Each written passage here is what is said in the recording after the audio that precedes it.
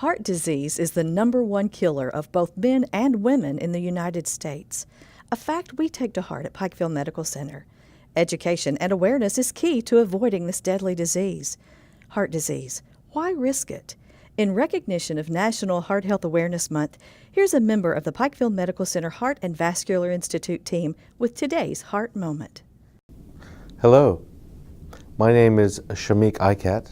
I'm an electrophysiologist at the Pikeville Medical Center, and I would like to discuss with you something about sudden cardiac death, a very important entity in cardiovascular medicine.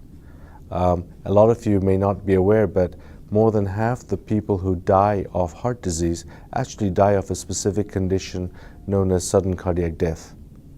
The vast majority of these patients die of an heart rhythm problem known as ventricular fibrillation.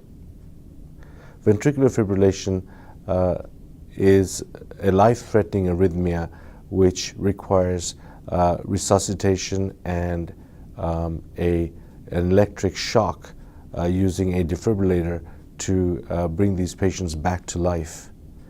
The risk factors for sudden cardiac death are common to those that cause coronary artery disease, which is well known to the public, namely having high blood pressure, high cholesterol, sedentary lifestyle, obesity, diabetes, smoking. And preventing or treating these causes can also, in turn, reduce the risk of sudden cardiac death.